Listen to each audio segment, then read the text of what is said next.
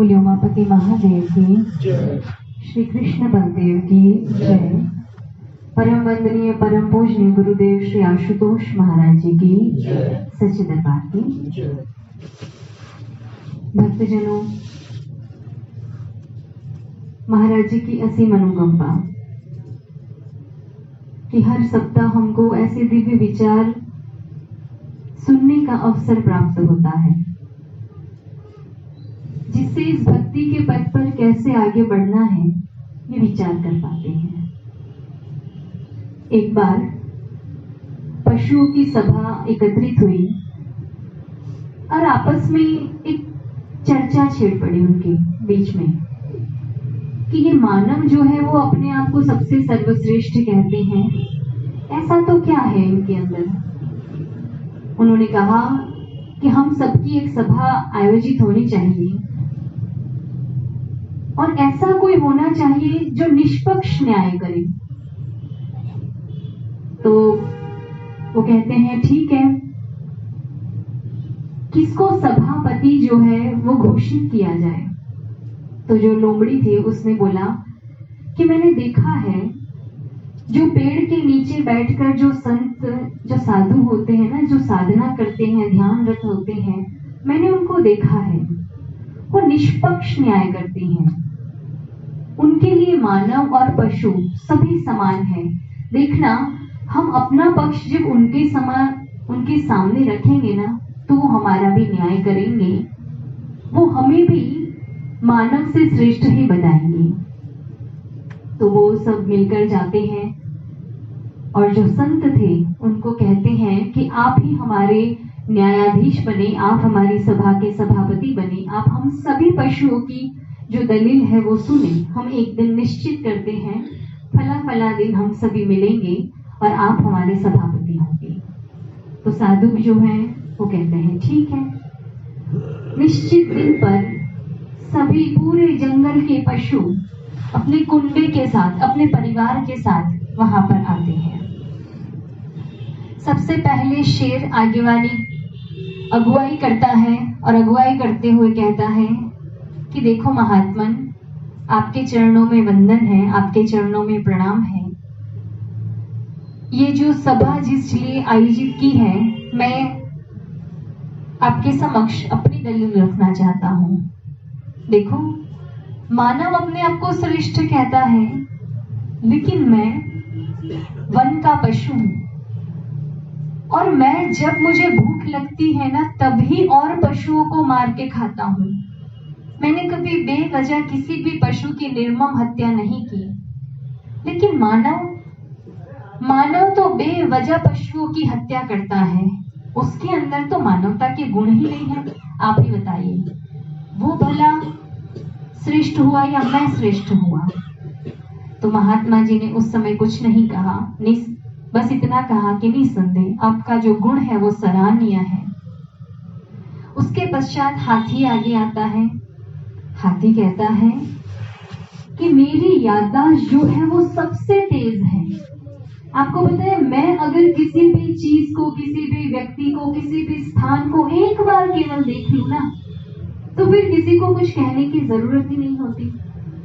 अब मेरे सामने इंसान की याददाश्त की तो क्या बात की जाए। आप बताइए, सबसे सर्वश्रेष्ठ कौन हुआ, मैं या फिर इंसान? तो उस समय जो महात्मा जी थे वो कहते हैं कि अभी तुलना नहीं करते, लेकिन आपका ये गुण निसंदेह तारीफ काबिल है। बात आगे बढ़ती है। उसके बाद जो श्वान है, कुत्ता, वो आगे आता है और वो कहता है देखो, वैसे तो शेर जितना दम मेरे में नहीं है और ना ही हाथी जितना बड़ा कद है मेरे पास। मैं तो एक छोटा सा जीव हूं, लेकिन जिसके भी घर की रोटी एक बार खा लेता हूं, उसके प्रति वफादारी कभी भी त्यागता नहीं हूं। मैं उसके प्रति बिल्कुल भीतर से वफादार हो जाता हूं, उसको समर्पित हो जाता हूं। लेकिन जो मानव है वो आप बताइए, उसकी क्या ऐसी स्थिति है? तो मानव से तो मैं ही सर्वश्रेष्ठ हुआ ना। तो उस समय साधु फिर से कहते हैं कि निसंदेह आपका गुण जो है वो सराहनीय है। उसके बाद वो जो सभा थी वो नदी के तट पर ही रखी गई थी, ताकि जो नदी में रहने वाले जो जलचर हैं वो भी उस सभा में आयोजित हो पाए और अपना पक्ष रख पाए। तो नदी के अंदर एक विशेष प्रकार की मछलियां थी। वो मछलियां साधु को महात्मा को कहती हैं कि देखो महात्मा,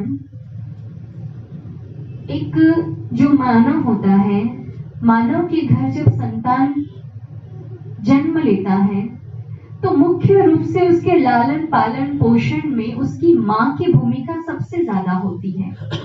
पिता की ना के बराबर एक सहायक भूमिका होती है, लेकिन मुख्य भूमिका उसकी माँ की होती है। लेकिन हमारे साथ अलग है। जब हमारे कुल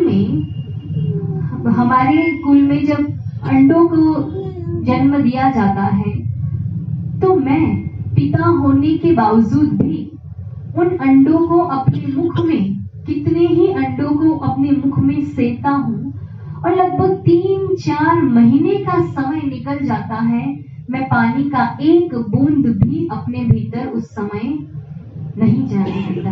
अर्थात मेरे जो अंडे हैं उसमें से मेरे जो बच्चे हैं बिल्कुल सुरक्षित रूप से बाहर आ पाए, ऐसा मैं संपूर्ण वातावरण जो है उसे पैदा करने का प्रयास करता हूँ। बताइए, मानव के अंदर ऐसी पितृभक्ति होगी, अर्थात पितृसत्ता गुण मानव के अंदर होगा? तो कहते हैं ठीक है, तुम्हारे गुण को भी सराहना देते हैं, तुम्हारा गुण भी सर्वश्रेष्ठ है। इस प्रकार से और पशु भी आगे आके अपने गुणों की व्याख्या करने लगे। फिर सबने कहा, फिर अब आप ही न्याय करें कि मानव सर्वश्रेष्ठ है या पशु सर्वश्रेष्ठ है। अगर आपसे पूछे तो क्या बोलेंगे? अब क्या कहेंगे? पशु, मानव। उस समय जो महात्मा थे वो कहते हैं निसंदेह आप सभी के अंदर जो जो गुण है वो सर्वश्रेष्ठ है, लेकिन फिर भी मैं कहूंगा कि मानव जो है वो सर्वश्रेष्ठ है। क्यों? अब वो कारण देते हैं। वो कहते हैं कि जो मानव है, सबसे पहले तो उसके शरीर की जो बनावट है वो ही वैज्ञानिक ढंग से बनी हुई है। केवल मानव के शरीर के अंदर ही ऐसी प्रकृति ने व्यवस्था बनाई हुई है कि वह अपने से ऊपर जाकर देवत्व को, और अगर और भी ज्यादा अपने आप को विकसित करे तो ईश्वरत्व को प्राप्त करने का दम रखता है। लेकिन जो और पशु है वो उससे आगे जो है वो विकास नहीं कर पाते। मतलब उनको उनके योनि के हिसाब से पूर्ण बनाकर भेजा है। वो आगे की गति को विकास में अब परिणित नहीं कर सकते, उसके लिए उन्हें अगला जन्म लेना पड़ेगा। लेकिन मानव एक ऐसी योनि है जिसमें वो चाहे तो अपने आप को दानव भी बना सकता है, नीचे भी गिरा सकता है, और अगर वो चाहे तो अपने आप को सर्वश्रेष्ठ अर्थात वो ईश्वर तक भी अपने आप को पहुंचा सकता है। लेकिन फिर भी इतना सब कुछ पता होने के बावजूद भी क्या हम इसे अपने जीवन के भीतर धारण कर पाते हैं? शायद नहीं। देखिए, हम स्कूल में जाते हैं ना, अब जैसे ये छोटा बच्चा है, अब बच्चे स्कूल में भी नहीं जाते, उससे पहले हम उनको कुछ पढ़ना लिखना सिखाते हैं। जैसे अ से अनार, क से कबूतर, ए फॉर एप्पल। क्या करते हैं? एक स्लेट लेते हैं, उसके ऊपर एक आकृति बनाकर देते हैं और कहते हैं कि तुमको इसके ऊपर ओवरराइट करना है, और उतनी बार लिखवाते हैं कि जब तक वो जो बनावट है अक्षर की उसके यहाँ दिमाग में छप नहीं जाती, तब तक हम उससे लिखवाते रहते हैं, है ना? जो बच्चा जितनी अधिक ग्रहण शक्ति रखता है वो उतनी जल्दी सीख जाता है। कोई बच्चा है वो उसे एक दिन में ही सीख जाता है कि नहीं? कोई बच्चा है वो उसे हफ्ते में सीखता है, कोई बच्चा है उसे 15 दिन लगते हैं। लेकिन जब तक वो सीख नहीं जाता तब तक हम क्या करते हैं?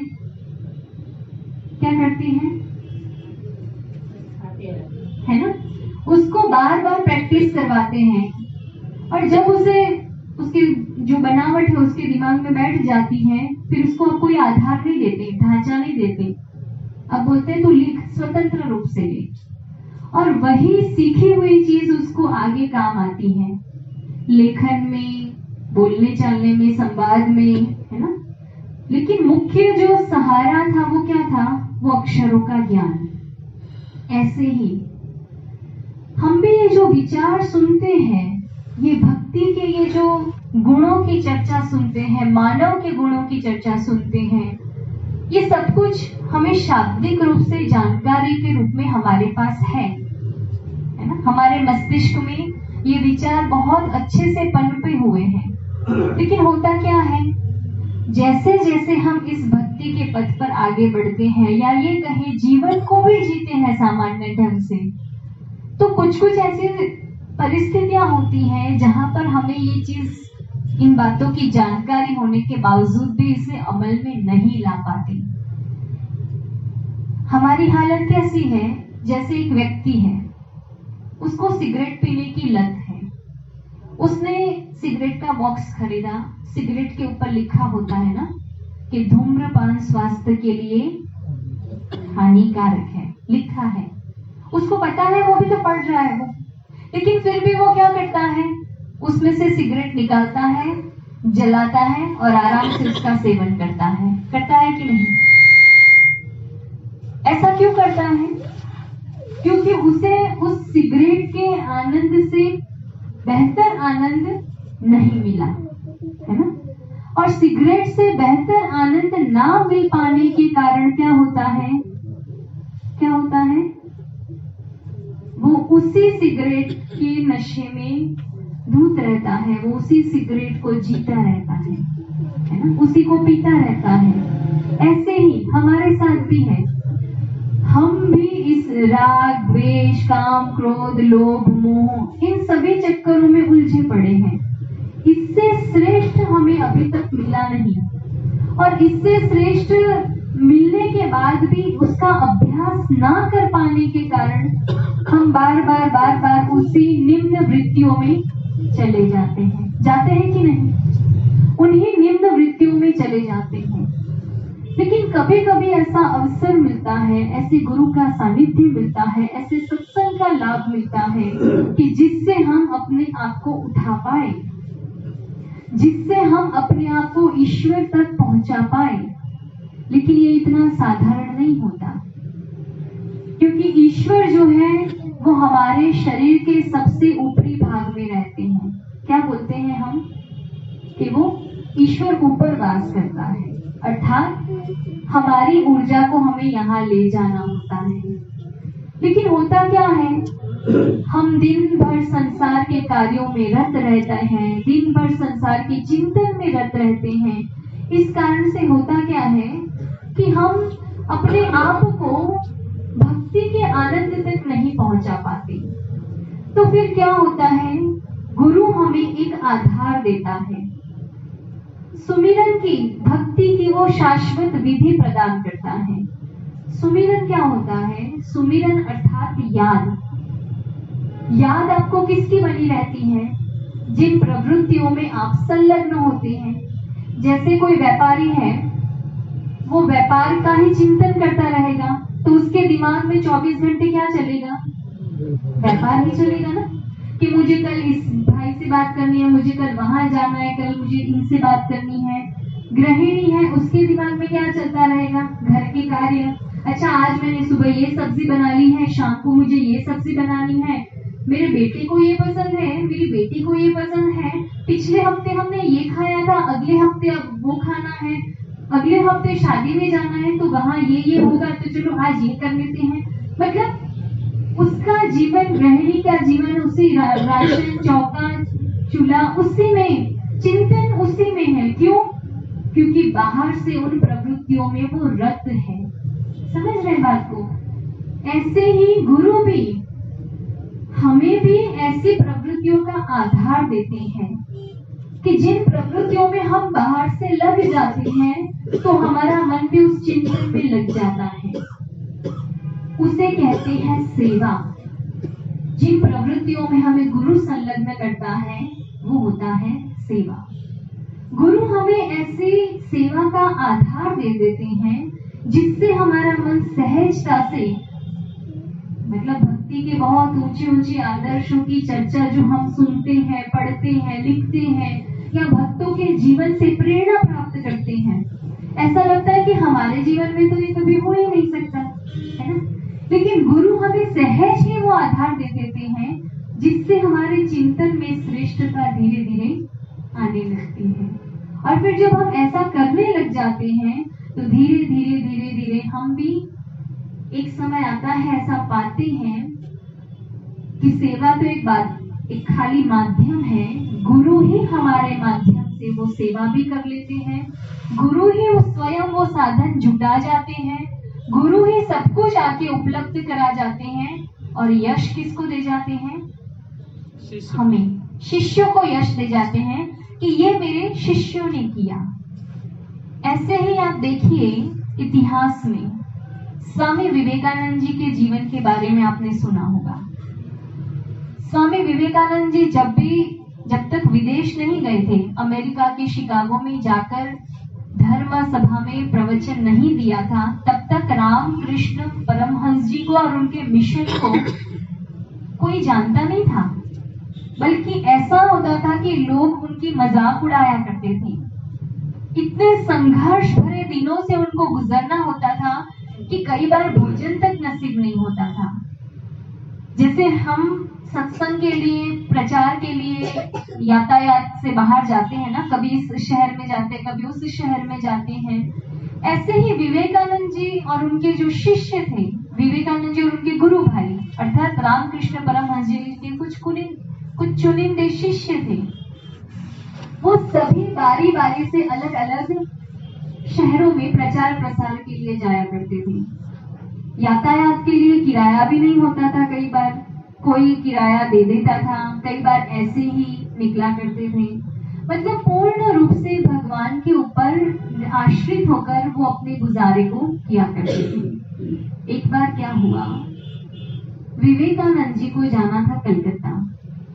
अब कलकत्ता जाना था तो जिस जगह से उन्हें कलकत्ता जाना था, रामेश्वर से लगभग उनको 2 दिन लगने वाले थे। तो आप जानते हैं ना कि 2 दिन का सफर तो भोजन पानी भी साथ में चाहिए, कुछ और भी व्यवस्था चाहिए। लेकिन वो साधु थे और पूर्ण रूप से अपने गुरु और भगवान पर आश्रित होकर उस समय वो चला करते थे। अब क्या हुआ कि बैठे ट्रेन में, सामने वाली सीट पर एक पढ़ा लिखा सेठ था, और जो सेठ था उसने जब इनको देखा तो लगा कि बताओ, नौजवान है, अच्छा हट्टा कट्टा युवा है और ऐसे साधु बन गया है। तो रहा नहीं गया, ताने मारते हुए कहा कि अरे तुम तो नौजवान हो, अगर थोड़ी मेहनत करोगे, थोड़ी मजदूरी करोगे तो अच्छा कमा लोगे। ये क्या साधु बनकर, फक्कड़ फकीर बनकर तुम क्या निकल पड़े हो? अच्छा होता तुम कुछ कमा लेते तो तुम्हारे घर में काम आता, समाज में कुछ काम आता। तो उस समय विवेकानंद जी भी क्योंकि विद्वत थे, है ना, विद्वान थे, तो विद्वत भरा जो भाषण है, अपना जो तर्क है वो देते हैं। और तर्क के सामने इतना महातर्क की जो सेठ है, उनका पलड़ा जो है वो धीरे धीरे हल्का होता जा रहा है, विवेकानंद जी का पलड़ा भारी होता है। लेकिन सेठ ने अब कुछ ऐसा बोल दिया कि विवेकानंद जी कुछ नहीं बोल पाए। सेठ ने क्या बोला? सेठ ने कहा कि देखो भाई, बड़ी बड़ी बातें करनी ना मुझे भी आती है, लेकिन जब भूख लगती है ना तो रोटी चाहिए, भोजन चाहिए। और जब भूख लगती है ना तो केवल बातों से पेट नहीं भरता। तुम्हारी शक्ल को देख के तो ऐसा लग रहा है कि तुमने ना कितने दिनों से कुछ खाया ही नहीं है, चूसा हुआ आम जैसी शक्ल हो रखी है तुम्हारी। तो विवेकानंद जी उस समय मौन हो जाते हैं, क्योंकि हकीकत तो यही थी कि उन्होंने 2 दिन से भोजन नहीं किया था। और यहाँ पर विवेकानंद जी इस बात का तर्क दे सकते थे, लेकिन ये गहन भावनाओं का विषय था, इसलिए विवेकानंद जी यहाँ पे मौन हो जाते हैं और मन ही मन जैसे अपने ठाकुर से जुड़ जाते हैं, भीतर से प्रार्थना करते हैं और अंदर जैसे अंतर समाधि लग गई हो। वो ठाकुर से कहते हैं कि ठाकुर, मतलब ये दुनिया कैसी है ना, बाहरी चीजों से ही नापतोल करती है। इनको ये तो दिख रहा है कि मैंने बाहर से भोजन, मेरे शरीर को भोजन नहीं मिला, लेकिन ये लोग ये नहीं जानते कि मेरी आत्मा को कितना तृप्त करते हैं आप। इन लोगों को ये नहीं पता कि जब शुरू के दिनों में मैं आपके द्वार पर आता था, जब मुझे ज्ञान भी नहीं मिला था और जब मैं आपसे जुड़ा था, किसी को नहीं पता होता था कि मैंने दिनों दिनों तक खाना नहीं खाया। मैं अपनी सांसारिक माँ के सामने पे झूठ बोल देता था कि माँ मैंने भोजन कर लिया है, लेकिन अंतर्यामी माँ आप थे, आपको पता होता था कि मैंने भोजन नहीं किया। और आप कैसे बहाने बना बना के मुझे खिलाते थे ना। ये सब कैसे जान सकते हैं ना इन सब बातों को। ये सब नहीं समझ सकते कि जैसे जैसे साधना परिपक्व होती जाती है तो ईश्वर के विशेष ज्ञान से, उस ब्रह्मांड की ऊर्जा से भी साधक जो है वो जीवित रह सकता है। फिर उस समय उनके अंतर जगत के अंदर एक दृश्य जो है वो जैसे जागृत होता है। क्या? बाइबल का एक दृश्य कि प्रभु ईसा जब इस सत्य के प्रचार प्रसार के लिए निकले थे तो अनेकों जो प्रलोभन थे उनके सामने आते थे, और अनेकों प्रलोभन में एक बार क्या हुआ, एक गहन प्रलोभन जो था वो उनके सामने आया। क्या? शैतान जो है ना, शैतान वो प्रभु ईसा के सामने आता है। जब प्रभु ईसा को भी बहुत दिनों से रोटी जो है वो नसीब नहीं हुई थी, क्योंकि सत्य के प्रचार प्रसार में निकले थे तो लोगों ने उन्हें यातनाएं देनी शुरू कर दी थी, तो उन्हें भी उस समय भूखा रखा गया था। तो उस समय जो शैतान है वो रोटी का प्रलोभन देता है और कहता है कि अरे छोड़ दे अपने धर्म को, तू ये रोटी खा ले। तो उस समय प्रभु ईसा कहते हैं कि मानव केवल रोटी से जीवित नहीं रहता, अगर रोटी से ही जीवित रहता तो कितने ही लोग भोजन भी करते हैं लेकिन फिर भी मृत्यु को प्राप्त होते हैं, कितने ही लोग बीमार अवस्था में होते हैं और उस समय भी वो भोजन को ग्रहण करते हैं लेकिन फिर भी वो ठीक नहीं होते। लेकिन कई बार ऐसा होता है कि उन्हें भोजन नसीब नहीं होता, लेकिन ईश्वर की दुआ से, ईश्वर की विशेष कृपा से वो जीवित रह जाते हैं। अर्थात मानव जो है उसका पोर पोर, उसका प्रत्येक उसका जो अणु है वो ईश्वर की कृपा से जीवित रहता है। जब उनके समक्ष ये दृश्य घटित होता है तो विवेकानंद जी एकदम से अपनी चेतना में वापस लौट आते हैं और जैसे ठाकुर की याद में खो जाते हैं। वहीं पर एकदम से ट्रेन रुकती है। जैसे होता है ना 2-3 दिन की यात्रा हो कहीं पर पहुंचने की, तो बीच में कभी ऐसा होता है ना, कोई ऐसी जगह है जहाँ पर ट्रेन रुक जाती है कुछ समय के लिए, कुछ घंटों के लिए, तो वहां भी लगभग 1-8 घंटे के लिए ट्रेन रुकने वाली थी। तो सभी यात्री जो है वो नीचे उतरते हैं, सेठ भी नीचे उतरते हैं। सेठ अपना बड़ा सा छाता जो है वो पेड़ के नीचे खोलता है, बड़ा सा टिफिन खोलता है और जैसे विवेकानंद जी को चिढ़ा रहा हो कि देखो भाई मेरे पास तो कितना स्वादिष्ट भोजन है ना, तुम्हारे पास क्या है। और ऐसे मजे ले लेकर भोजन खा रहा है सेठ और आगे से पूछता भी है कि अरे नौजवान तुम भी खाना चाहोगे क्या। तो विवेकानंद जी जो है वो नामे सिर हिलाते हैं। लेकिन इतने में क्या होता है, एक भाई दौड़ा दौड़ा भागा भागा, उसके हाथ में छाता है और बड़ा सा टिफिन है, वो भागा भागा विवेकानंद जी के पास आता है और कहते क्या आप ही है वो रामकृष्ण परमहंस जी के शिष्य। अभी विवेकानंद जी जो है ऊपर देखकर जवाब देने में फिर से वो पूछता है कि क्या आप ही हैं ठाकुर के शिष्य? तो ऐसे हाँ में सिर हिलाते हैं और वो भाई कहता है शुक्र है आप मिल गए मुझे। और वो क्या करता है, फटाफट से बड़ा सा छाता खोलता है, मखमली दरी बिछाता है और कहता है कि स्वामी जी आप इस पर आइए। अब वो टिफिन खोलता है और गर्मा गर्म जो भोजन है वो विवेकानंद जी जो है उन्हें खाने को देता है। लेकिन विवेकानंद जी को अभी कुछ समझ नहीं आया, कहते ये सब क्या, तुम कौन? अब वो भाई जो है वो कहता है कि देखो, जो ठाकुर आपके गुरु है ना, वो ठाकुर मेरे भी गुरु है। जिन ठाकुर से आपने ज्ञान दीक्षा ली है मैंने भी ली है। आपको पता है, आज रात जब मैं सो गया, उसके बाद ब्रह्म मुहूर्त में जब साधना करने उठा, तो साधना करने के बाद यूं तो मैं हर रोज अपने कार्य में लग जाता हूँ, पर आज मेरी आंख लग गई। तो आपको पता है क्या हुआ? ठाकुर मेरे सपने में आए और ठाकुर ने कहा कि अरे जल्दी से उठ, तेरे गांव में जो ट्रेन रुकेगी ना, वहां कलकत्ता जाने वाली जो ट्रेन है उसमें मेरा एक शिष्य आने वाला है, उसके लिए तुझे भोजन तैयार करना है। मुझे लगा पता नहीं क्या होगा, मैं फिर से चद्दर तान के सो गया। लेकिन थोड़ी देर बाद तुरंत ठाकुर आए, उन्होंने मेरी चद्दरें खींच ली और मुझसे कहा अरे उठ, मेरे शिष्य ने 2 दिन से कुछ नहीं खाया है और तुझे उसके लिए भोजन तैयार करना है, उठ, मेरे शिष्य ने कुछ नहीं खाया है। और जैसे ही मैंने ये सुना तो मुझसे रहा नहीं गया। मुझे लगा मतलब कैसे होते हैं गुरुदेव जिनको इतनी चिंता? संसार के माता पिता भी हमारी ऐसी चिंता नहीं कर सकते। और आप मानेंगे, मैं उसके बाद सो नहीं पाया। मैं तब से किचन में लगा और मुझे लगा कि जब तक आपकी ट्रेन नहीं आती मैं क्या ना बना दूं। और इसीलिए मैंने ये सारे व्यंजन जो है वो बनाए हैं। कृपया आप इसे खाकर मेरी सेवा जो है उसे स्वीकार करिएगा। अब जो राम कृष्ण परमहंस जी के ऐसे भाव भरे अनुभव को सुनकर क्या विवेकानंद जी खा पाए होंगे? वो तो ठाकुर की याद में इतने डूब जाते हैं कि ठाकुर आप नहीं होते फिर भी हमारा ध्यान रखते हो। लेकिन वो जो गुरु भाई था ना, उनको पता था कि ये तो भाव में डूब गया है, लेकिन इसका ध्यान तो मुझे ही रखना है। वो अपने हाथों से निवाले तोड़ तोड़ के विवेकानंद जी को खिलाता है।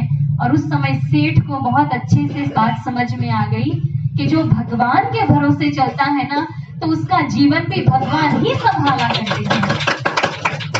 फिर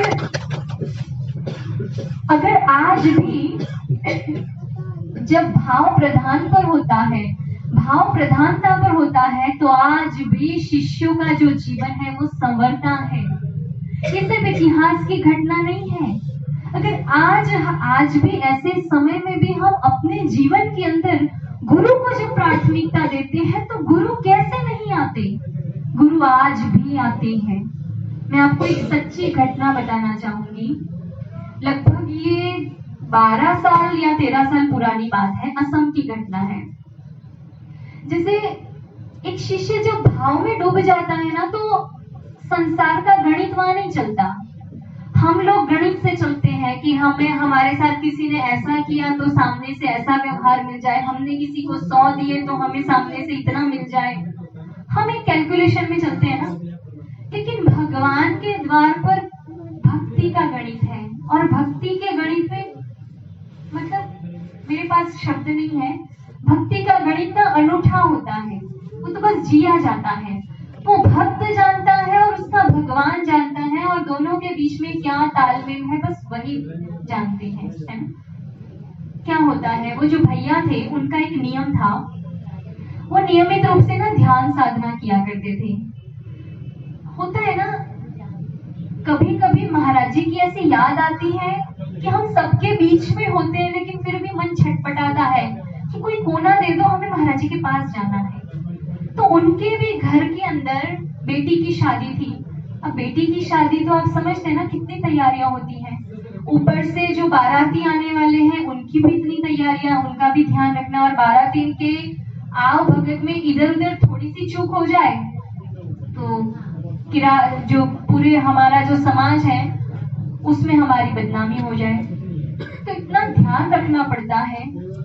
अब बाकी के दिनों में तो वो अपनी साधना, शाम की साधना कभी छोड़ते नहीं थे, लेकिन जिस दिन शादी थी अर्थात बारात आने वाली है, अब कुछ एक समय के अंदर, कुछ एक घंटों में, ऐसे में आपसे पूछा जाए कि आप साधना करने जाओगे, तो आप कहोगे दीदी कैसे ना, और हम भी यही कहेंगे कि हाँ दीदी कैसे साधना कर पाएंगे ना, या हाँ भैया कैसे साधना कर पाएंगे आप। लेकिन वो भक्त थे।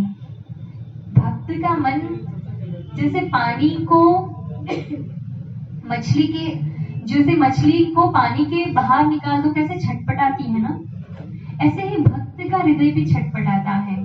संसार उसे नहीं समझ पाता कि उसको क्या चाहिए, है ना। वो जो भैया थे, भैया को भी समझ नहीं आ रहा था। हालांकि सारी तैयारियां हो रही थी, सारी गतिविधियां अपने अपने स्थान पर थी, लेकिन उनसे रहा नहीं गया।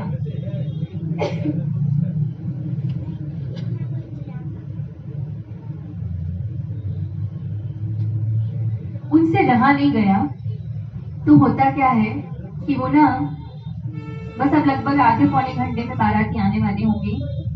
उनका एक नियम था, शाम की 4 से 5 की साधना वो स्किप नहीं करते थे।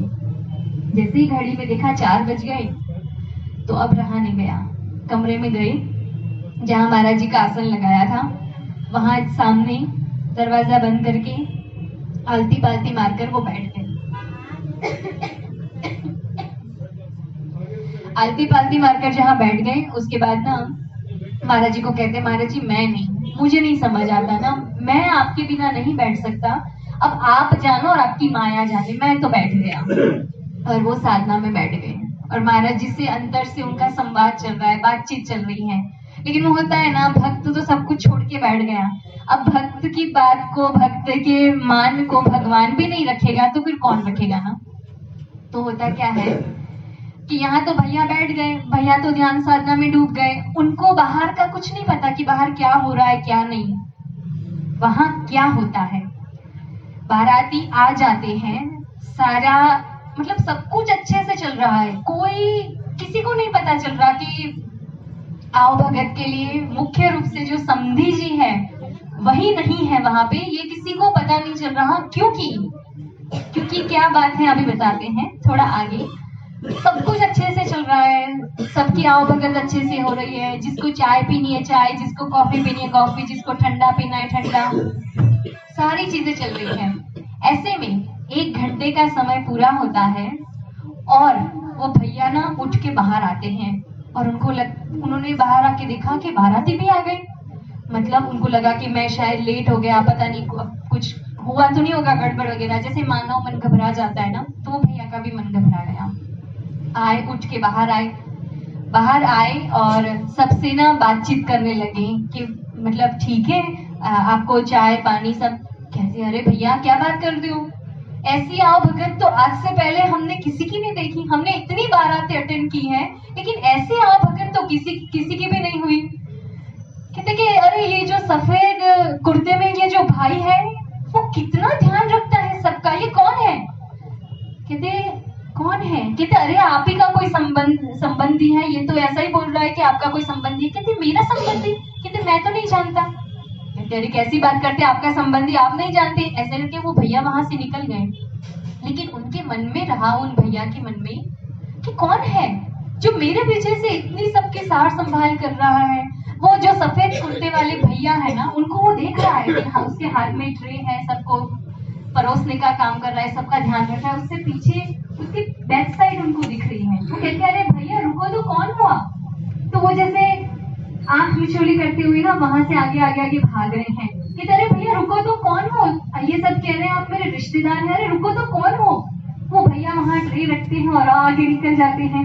वो कहते अरे भैया रुक तो जाओ, कौन हो, कहाँ से आए हो, कौन से संबंधी हो मेरे। वो भैया घर से बाहर निकल जाते हैं, सफेद कुर्ते वाले।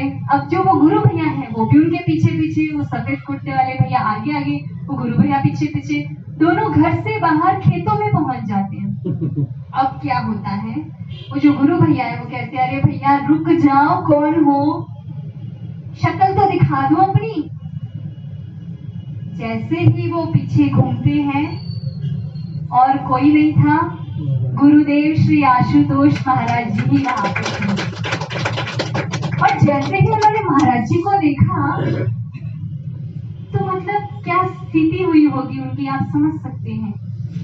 वो कहते महाराज जी आप, मतलब मैंने तो एक छोटी सी सेवा आपको अर्पित की थी, 1 घंटे की साधना अर्पित की थी, और आपने अगर मेरा इतना माल रख दिया, आपने अगर मेरा इतना काम कर दिया।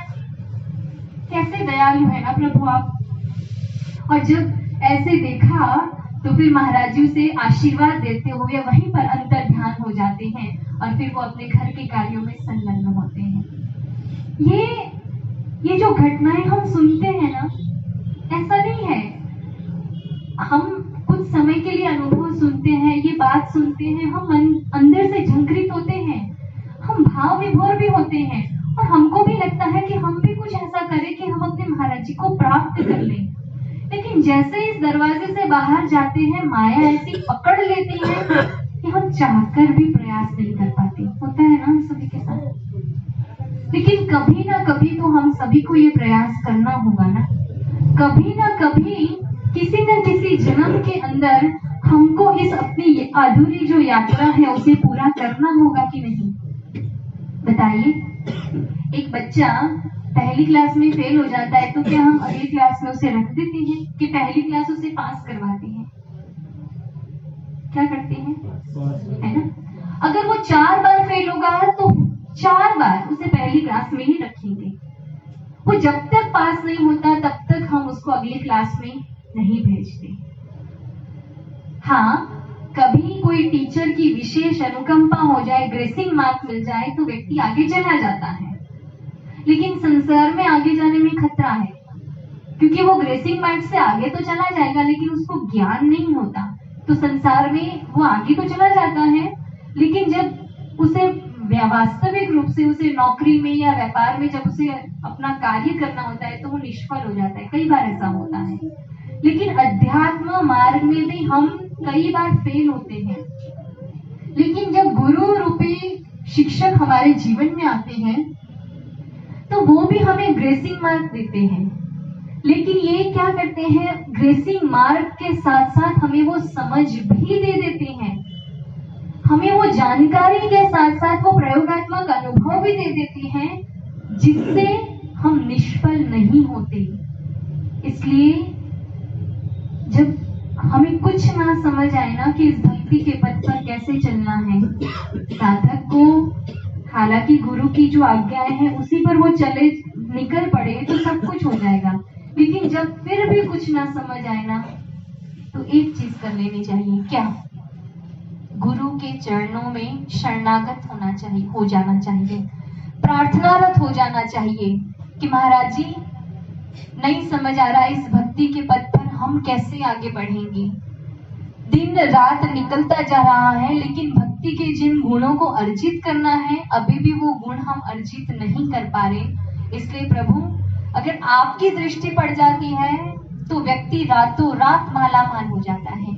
जैसे एक व्यक्ति रोडपति है, लॉटरी लग गई तो रातों रात करोड़पति हो जाएगा, है कि नहीं।